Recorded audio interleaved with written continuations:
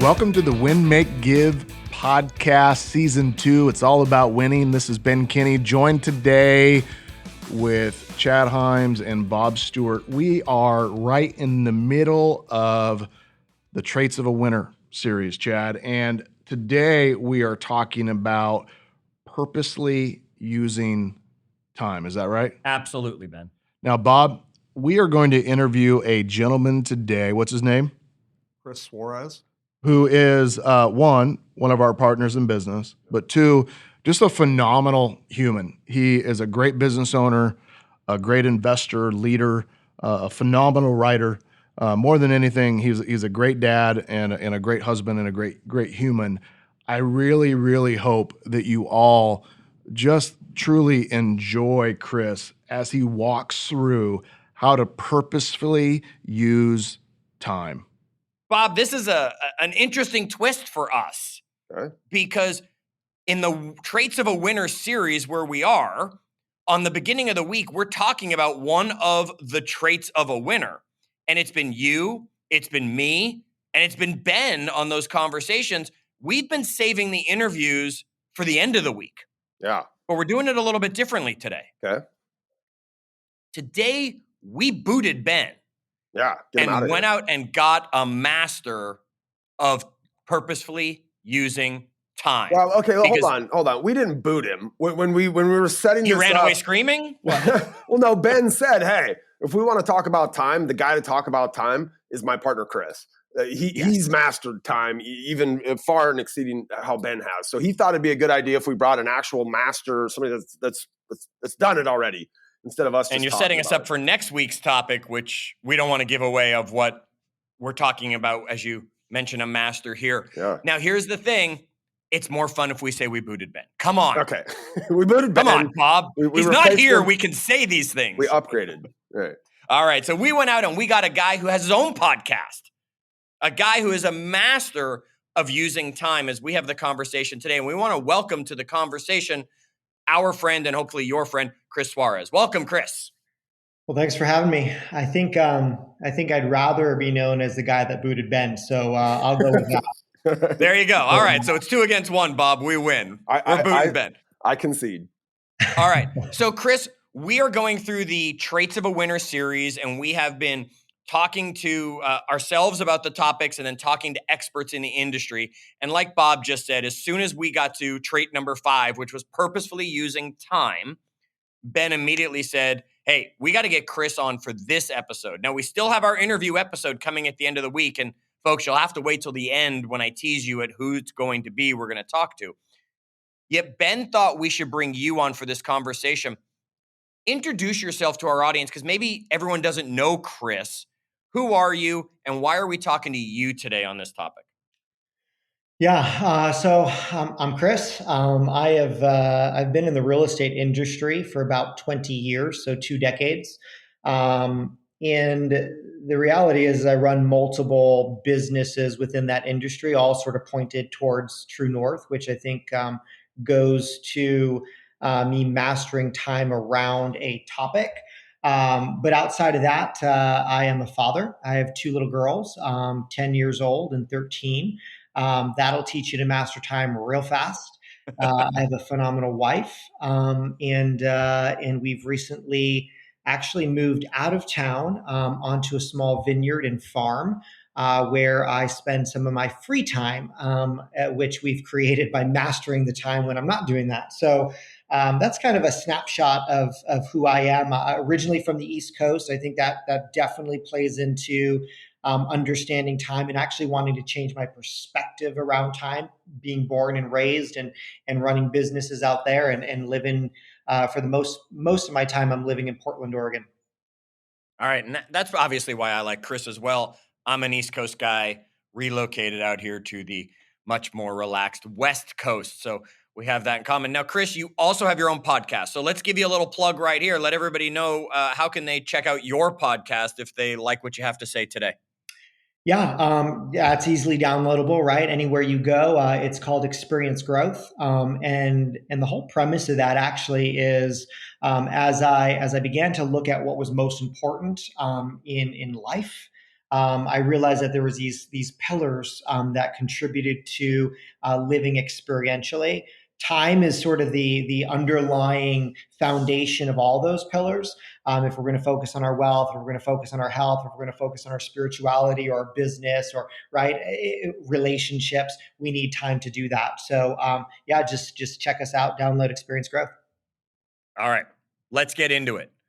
Talk to us and our audience about purposefully using time. What does that even mean to you when I just throw that phrase at you? I think it comes down to choice.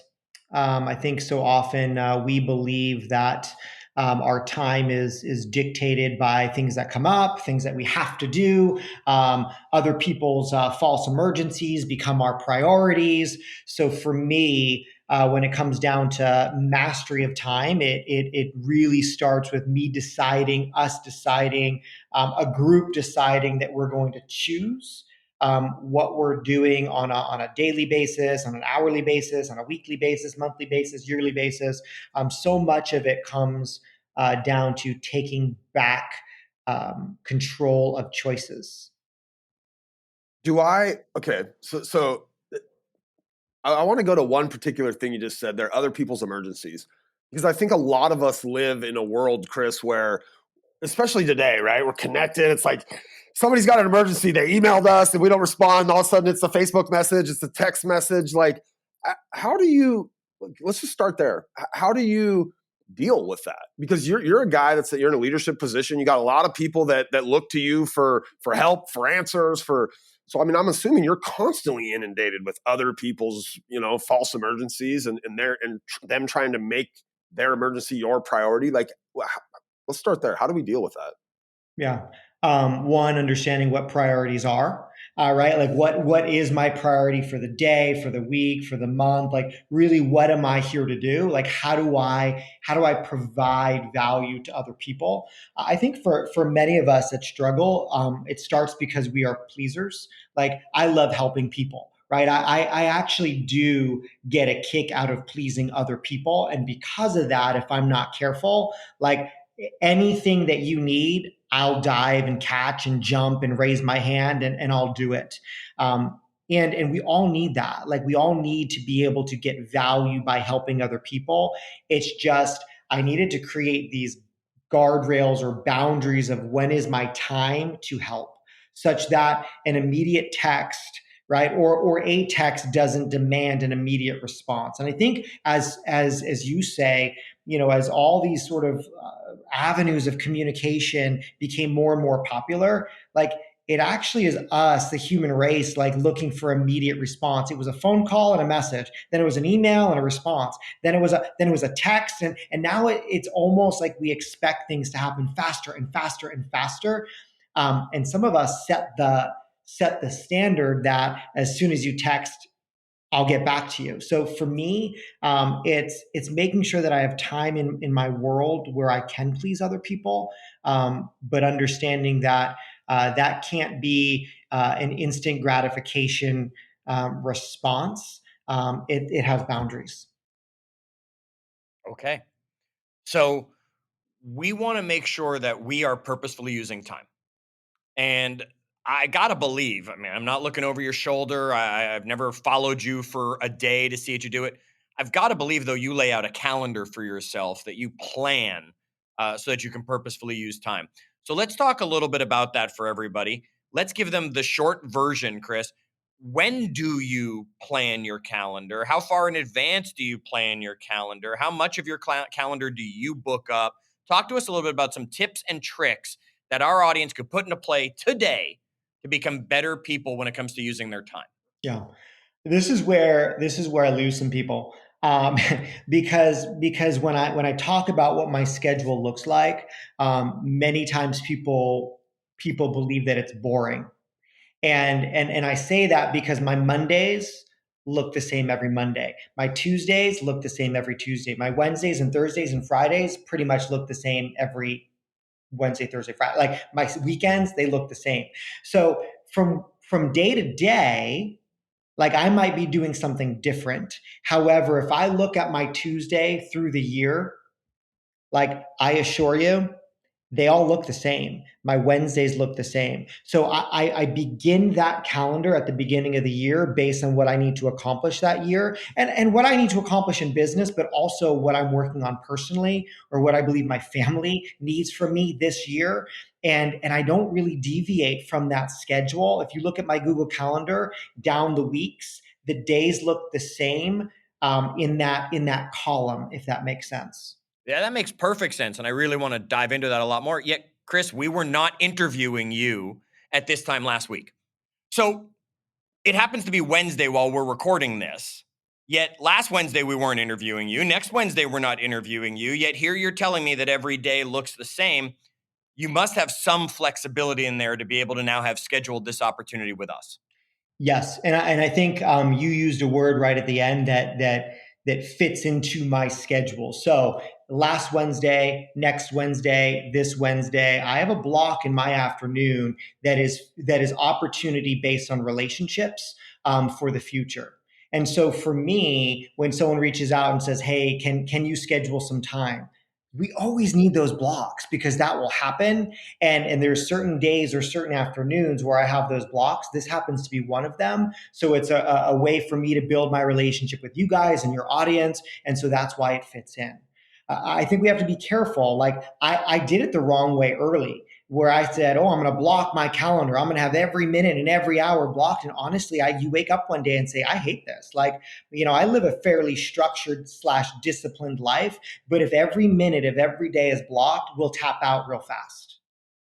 That's interesting you say that because I actually block every minute of every day because it allows me not to then have to think about it. Now, I do what you did. I have blocks on my calendar that are open for opportunity. Mm. So it's blocked that says, hey, when I'm going to interview somebody, I now know I've got these 3 times during the week to maybe fit them into. But otherwise, from when I wake up to when I go to sleep, my calendar tells me what I should be doing. It doesn't tell me what movie to watch that Friday night, but it tells me that I'm going to relax with my wife and we're going to watch a movie because that's our routine. Yeah. And that's one of the beauties about purposefully using time. There's no right answer. Can we agree on that? Yeah, I believe so. Like the only thing I'll add to that calendar is for me, as I began to study time and look at people that truly were masters of master time way better than I do, right? They consistently had white space blocked into their calendar. Like Jeff Weiner of right said one of the most like busiest CEOs of our time has 30-minute blocks, 6 30-minute blocks a day for white space. And what he said in an interview recently, he said that white space allows me to revisit what just happened in my last appointment. Sometimes we go from appointment to appointment to appointment, and some of them we win and some of them we lose, but we don't have that time to reflect on why we won or why we lost. And so that white space, I didn't have that in my calendar. And a couple years ago, when I heard that interview, I said, "Gosh, I need to build in some white space." And then I went to everyone in our organization. And I said, "You need to build in some white space. Otherwise, we're going to actually progress slower because we don't have that time to reflect on where we're winning and where we're losing." I love this. And folks, forget Bob's here. Chris and I are now just going to keep debating this for a while for all of you. Wouldn't you agree? I could say that means he's actually scheduled 6 30-minute reflection blocks. 100% yes. Right. Okay. So, and that's, folks, I want everyone to hear this. He leaves it as white space and doesn't put anything, yet he knows what it's for. I always fear that when I have white space on my calendar, someone like Bob or Ben or someone's going to just steal that time and I'm not going to be able to use it for what I would like to. So that's why I block it out. And now I know that it's reflection time after an appointment opportunity. Yeah, that's Okay. valuable. I think right. The interesting one of the interesting things I found as I was just researching time and really taking back time and making decisions around our time was actually the Latin root word of decide, is that CID, that SID. I've shared this with a lot of people, but SID actually means to cut or to kill. So if we're deciding something in our time, it ultimately means we're cutting or killing something, right? Pesticide, homicide, scissors, all those words have that SIZ or SID. And that means if we're deciding our calendar, if we're deciding our schedule, we're getting rid of something. Something's getting cut, and we have to make sure it isn't that white space. Okay, so I mean, Chris, you clearly have a lot of demands on your time. how do you decide what gets cut? Like, or how do you decide, Ben talks all the time about, every yes must be validated by 1,000 no's or whatever it is, right? Mm-hmm. Like, how do you decide who gets a yes and gets on that calendar and who gets cut? I think it depends on I run multiple businesses. Okay. And interestingly enough, my hat that I put on for those multiple businesses, I'm needed in different avenues for those businesses. If it's a business hour, if it's a business day, and on Monday I'm working on this business, or Wednesday I'm working on that business, I have to make a very clear decision on whether or not I am doing my job in moving the business forward by saying yes to this person, to this assignment, to this request for time. Like, and I take that pretty seriously. Like, I really look around and I say, gosh, I work for a lot of people, and I'm good with that. I'm good with mentally realizing that, right? In the real estate business, I have 50 partners right now. I work for them. And so if I say yes to someone else that hasn't committed their business to me and me to them, then I'm not doing my job. Like, I'm not living up to my obligation or promise to them. So I think because I try to live in a real congruent way by delivering on the promises, I ask myself, is this going to affect a promise that I've made to someone at the beginning of the year? And if it is, am I willing to break that promise? Interesting. Okay. All right. So things happen, right? We can say that in multiple ways, and I'll keep it clean when I just say that things happen, Mm-hmm. right? It's going to impact your calendar. It's going to impact your schedule. Something's going to come up. How do you deal with those things that are unscheduled so that you're still purposefully using time, even though, hey, you got to deal with the flat tire right now. You got to deal with the daughter who is sick right now. You got to deal with the rainstorm that took down one of the trees in the vineyard area or something like that. But how do you still purposefully make sure you're using time while also dealing with the world as it shows up? I think that comes down to not being inflexible, right? And I come from a long line of stubborn human beings. Like, I am like fourth generation stubborn, and because of that, that is that a quality trait of mine is I like things to go a certain way. I like things to be in their certain place. I like I'm just that guy. That has been a challenge. Right, just transparently, it's always a challenge when something unexpected happens. Some of the work that I did a few years back with a behavioral psychologist really centered around this concept of learned helplessness. That over time we actually have this learned helplessness. Martin Seligman did a lot of work with some German shepherds around. Over time, we believe that when something happens, something else has to happen. So, for instance, he did a study with three groups of dogs. So the dogs in the first group were placed in a harness and they were administered an electric shock. I'm sorry for all the dog lovers, but they were given a shock. But they were also given a lever they could press to make the shock stop. The dogs in the second group were placed in identical harness, identical box. They were given the same lever, but when they stepped on the lever, the shock didn't stop. That's the unfortunate tier. The third group of dogs were just placed in the harness, placed in a box. They weren't given any shocks. They took those same three groups of dogs, and in a second experiment, they were placed in just a box where all they had to do was jump over a low divider, right? On one side, they were put in the box, they were given the shock, and interestingly enough, the dogs that had been powerless in the first experiment never stepped over the box. They just kept on getting shocked and shocked and shocked and shocked. Both other groups, they just jumped over, right? Whether the lever worked or whether they didn't get shocked before, the minute they got shocked, they moved. How that relates to time is I believe our society has created this learned helplessness. When something comes up, like, I can't do anything other than deal with it. And we give away our power to make decisions on how to deal or how to restructure our day. Our stress level goes up. I think learned helplessness is the problem as to why people are not efficient or effective in their time when something comes up, because they actually give away all their power around that inconvenience, instead of taking a step back, making decisions, and still saying, hey, I'm still in control of my time although there's something else that needs to fit into my day. And now I still need to move what that took over to a different day, a different hour, a different week to still get that done. Interesting. You know, Ben Bob, had that. you got to talk. I don't want to talk to him right now with that dog stuff. I need a moment. It makes me think of Ben. A lot of times it's the leader in an organization that gives people the permission, Chris. Like Ben's always said, there's no emergencies in real estate. And like, I've lived by that. It's given me this freedom to say, like, look, I don't have to interrupt my day right now to help this thing, even though that feels, I'm sure, like a really big fire for that person who maybe has some learned helplessness in there, right? But it's, I don't, like, I'll get to it and I'll find a place to fit it in, right? But there's no emergencies. And that permission, I think, from our leader around that concept of time and managing your time and realizing you don't have to divert your energy every time somebody has some false emergency. I love that phrase, by the way, that you used earlier. You know what's interesting, Bob, is Martin Seligman said 2 things show up if we're practicing learned helplessness. Like sometimes it slips into our world and we don't realize we're just showing up as helpless. 2 things show up.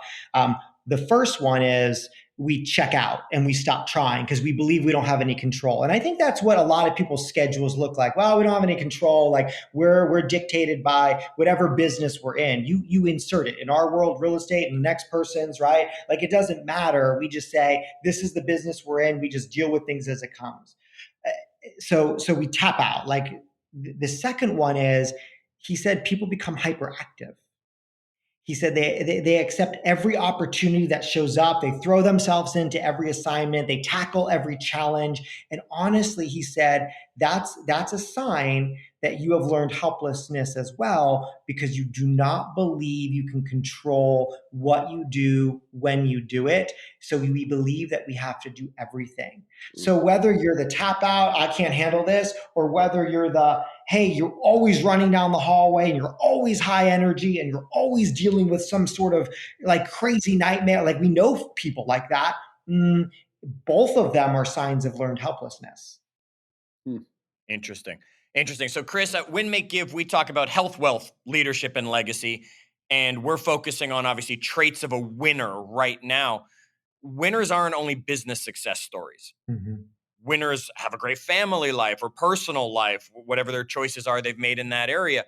How does this apply to your personal world? Do you schedule your kids? Are you scheduling your wife on the calendar? How often are you on vacations? How do you make that stuff all work as well when it comes to purposefully using time? Yeah, I'll be honest. The only reason why I cared about time was because I got to a place in my world where my personal life didn't seem like it was a priority. Mm-hmm. And that's a lot of people probably get there, and that might be that breaking point. Yeah, I think sometimes we get there. Sometimes people tell us we're there. In my case, someone told me I was there, and I had to really take a step back and honestly reflect on that. And I think as I started to do that, I looked at my dad. You know, my dad was a worker, and he got to, I don't know, I should know how old he is, but he's retired. He's in his late 60s, right? But he worked every day at Xerox as a copier repairman. And he got to a place in his life where we wanted to go on vacation with him. I wanted to take him on vacation. We were going to go and spend a summer in Europe. And we said, hey, come with us. And he said no. Right? All expenses paid, be with the grandkids, spend some time with me. That was probably the least attractive, but he said no. And that was because, you know, he was having surgery on his knee and my mom was having surgery on her shoulder. And I realized that something's wrong with how we live, guys. Like something's wrong because we put all of our time into the front end of our lives to get to a place where we retire or knock stuff off our bucket list. And then we actually no longer have the energy or health.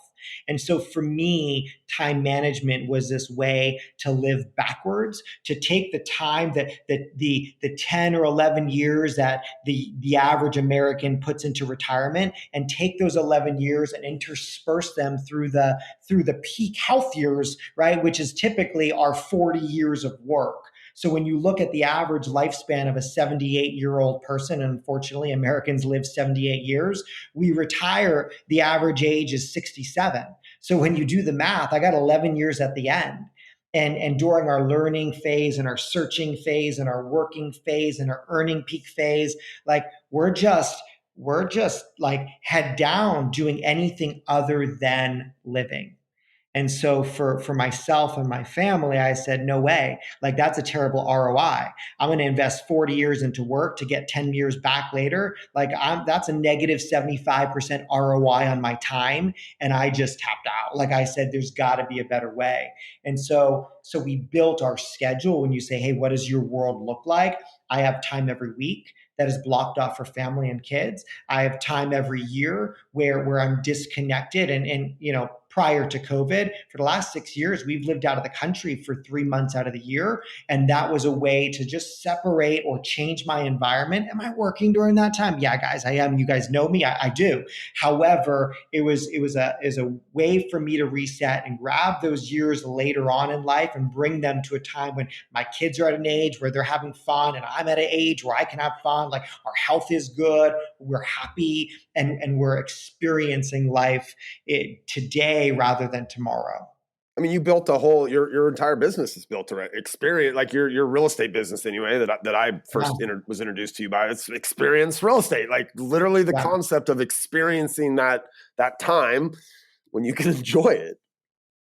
But Bob, the only reason why we named it that, to give a secret, is because I needed this constant reminder that was the purpose of business. Because if I didn't have the constant reminder, I am the guy that puts my head down and goes to work, right? I was raised by my dad. I'd be the copier repairman for 55 years, doing nothing other than that. Like I can put my head down and do the same thing every day.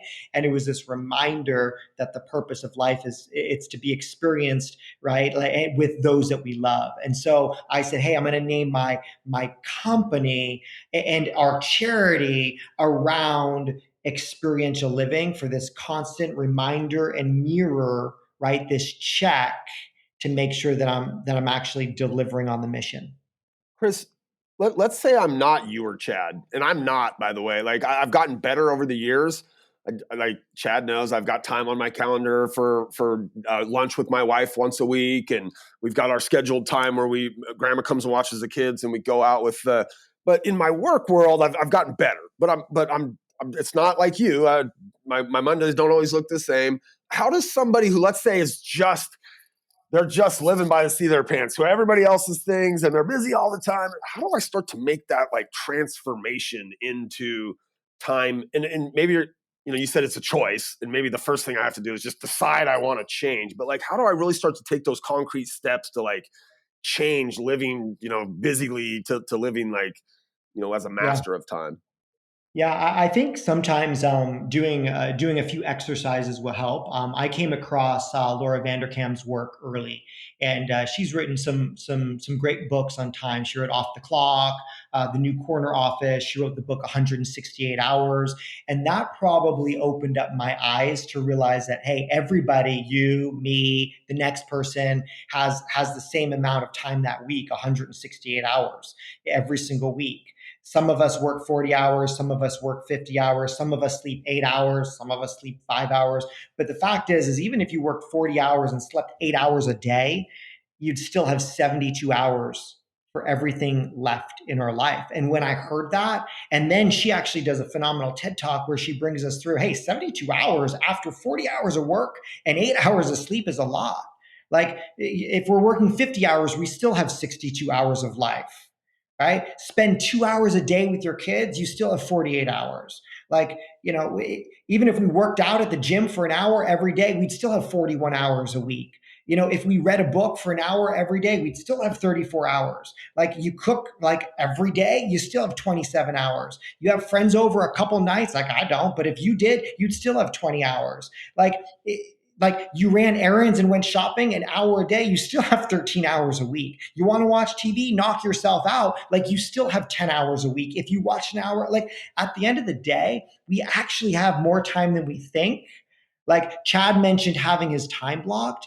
It's beautiful to do that. And then you realize where your 168 hours went, it probably didn't go where you think it did. Like, we could be massively effective and efficient. Like, I actually believe that our problem is not having enough time. It's just how we use it.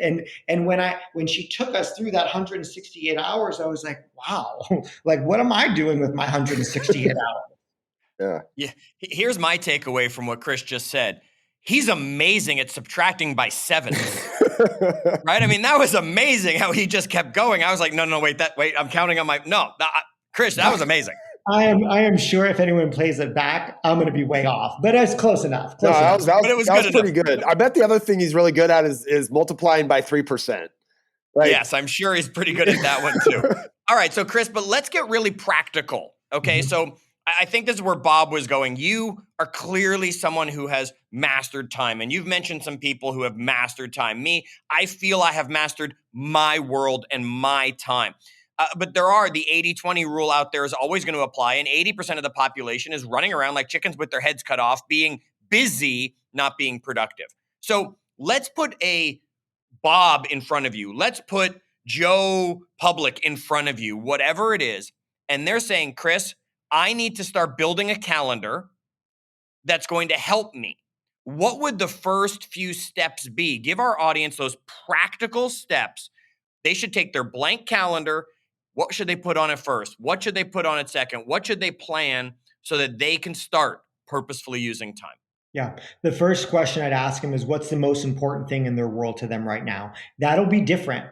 Right. And so I'm not going to ask them to start filling stuff into their calendar first until they actually do the heavy work of figuring out what's most important to them right now. And that's a difficult question because we all want to say it's my kids, it's my wife, it's my family. But we have to ask ourselves, is it? Because if it is. Bob, how about you? Well, let's put you on the spot. What's your answer? My boys.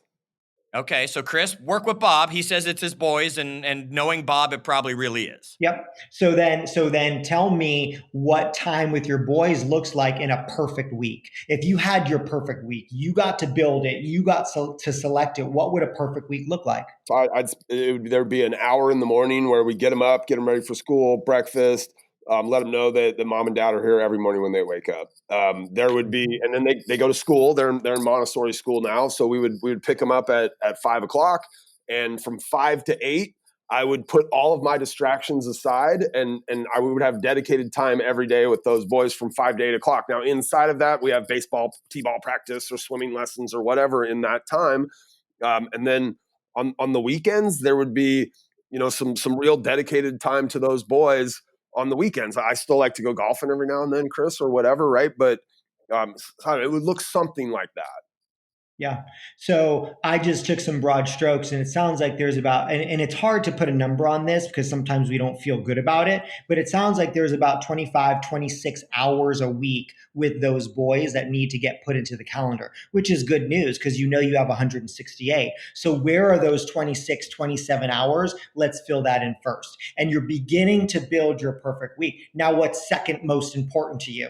And what does a perfect relationship look like? Or what does a perfect job look like or role look like? Some of us wake up and we might say, hey, this isn't the right job for me. If what's most important to me right now is this, if it's X or Y or Z, like, you have to work backwards from most important and fill in that calendar. Now, here's the catch. You might say, well, fun and kids and family and relationship and TV and cooking are all the most important.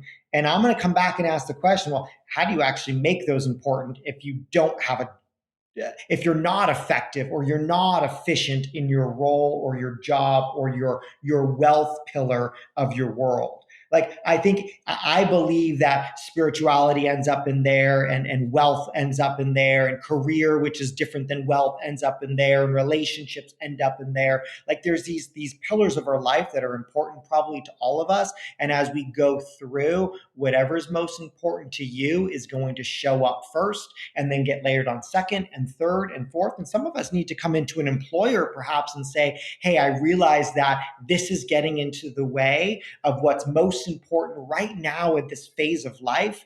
Can we talk about this? What could this look like in our work relationship, in our employer-employee relationship? That's important. But if I employ someone and they come to me and say, "Hey, I'm trying to master time.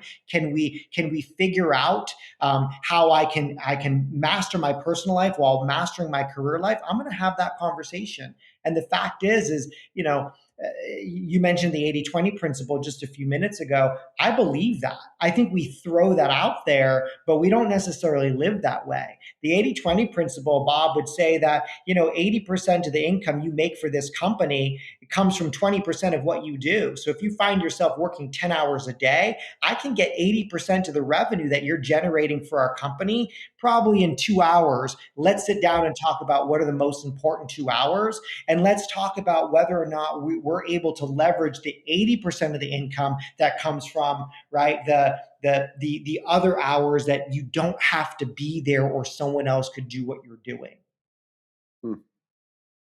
I think as an employee, those are like, unless you kind of, are in an organization with somebody like you that's talking about this and sharing this and making this a priority for everybody in the organization.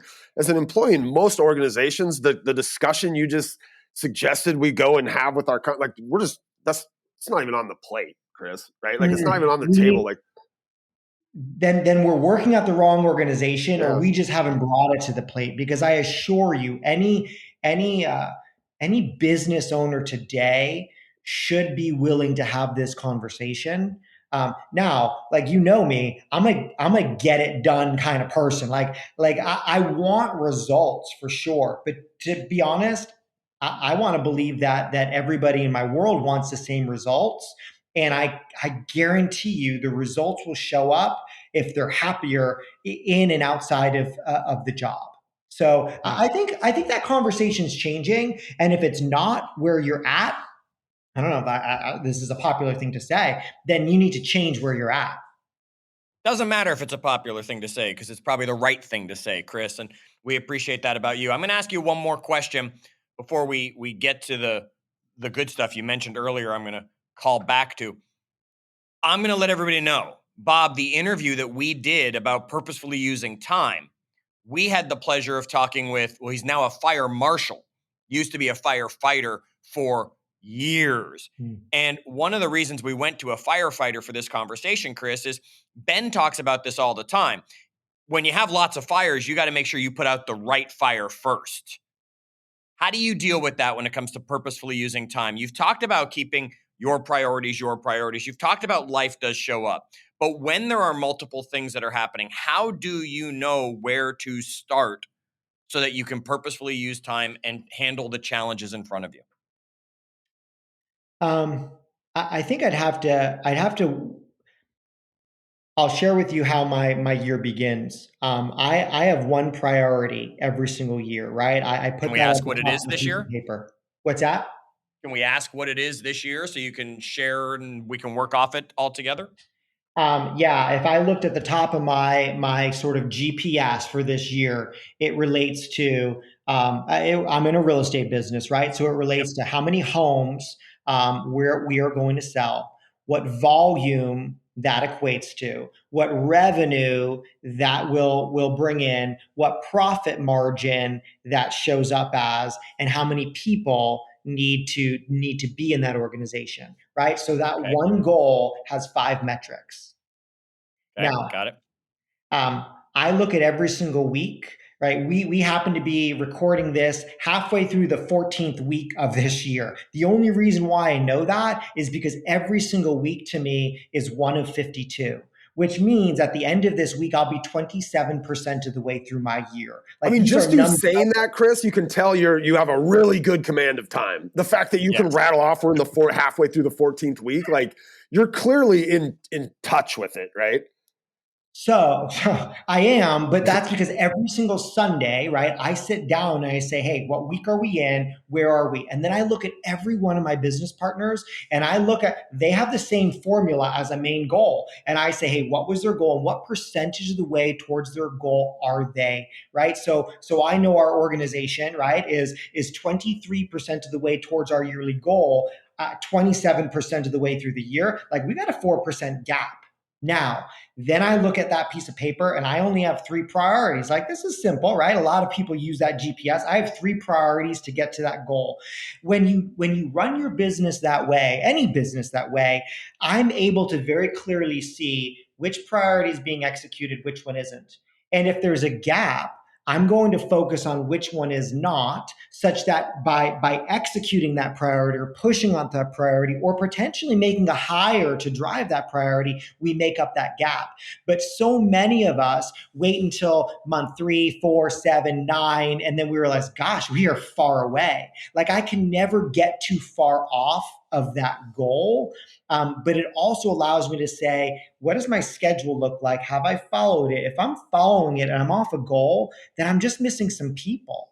Like, it doesn't stress me out because I look at it each and every week, and I'll figure out some of this. Like, hey, if I'm 3% off and I'm not executing 4 things on this sheet of paper, like, I'm just going to cross those off. I don't need to jump into 4 other things. It means I'm executing something else really well. Let's double down. So remember, like, I'm going to decide or eliminate other things, just to focus on what's going to drive that ball forward. But so what I hear you saying, Chad's question was, how do you make those picks when multiple competing things? I mean, you're basically going back to the priorities, going, there's 2 things I could be doing here. Does one of those things get me any closer to one of these priorities? Yeah, I never have to create something halfway through, unless the world shifts and COVID shows up, yeah, and then you rip up the piece of paper and say, now what, right? But the fact is every single, I look back over the last 3 years, and that yearly goal, 3 years ago we're at 98% of goal, 2 years ago we're at 99% of goal, last year we're at 102% of goal, like 100% of the way through the year. Like, you don't get that close, that deviation isn't that close without tracking that every single week. And then you can't get that far off. You can't get that far off your schedule either. I heard one thing some time ago, and I'll just share that, and then I'll shut up. But we all have bad days, and sometimes bad days roll into bad weeks. Like, we can all have a bad week, right? But the fact is sometimes we look back and we say, man, I had a bad month. If you have a bad month, it's you. It is your fault. Like, you mentioned kid sick, dog died, flat tire. A bad day can easily roll into a bad week, and Monday we just need a redo. But if I have a bad month, that's me. And I have to really look at why and how did that happen? I'm okay with anyone in our world having a bad day, even a bad week. You have a bad month, something's wrong. Keep that in mind, folks, as you are purposefully using time, building your calendars, knowing your priorities. I think Chris has done an excellent job at sharing a lot of that with us. And again, as I've already mentioned, our episode we're going to drop on Friday. It's an interview with a firefighter for years, talking about how in the fire world they use time. And you get to hear Bob get very excited about the siren on the fire truck and stuff. So make sure you've subscribed. We're not done here yet, but I want to make sure that you have subscribed to our podcast, so that Friday's episode just drops right into your podcast device, wherever you're getting them, so that you don't miss that opportunity. Now, Chris, a while back, you mentioned you had a charity. And here at Win, Make, Give, during season 2, we are focusing on the give of Win, Make, Give. And we are naming a charity with every episode, that what we are doing is, for the first 30 days, every listen that episode gets, we're going to match with dollars as a donation to the charity. So, Chris, you have your own charity. What was that charity again, so that we can make sure we send the donations to the right place? Yep, the charity is Experience Giving. We believe that giving is experiential. So whether that's money, whether that's work, whether that's energy, whether that's time, whether that's emotion, like, we can all give, and that giving creates an incredible experience. So I appreciate that greatly. That is phenomenal. Well, if Chris brought any value to you, we hope you'll share this episode with as many people as possible. And we hope you check out Chris's podcast. We hope you join us in our Facebook group, facebook.com/groups/WinMakeGive, where we will give you links to Chris's podcast as well, so that you can make sure you hear what he's got to say. Now, Bob, we've got one more trait to talk about next week. And it's going to be the 6th and final trait in the Traits of a Winner series. So, folks, you don't want to miss as we wrap this up with what that 6th trait is going to be. And until our next episode, as always, do good.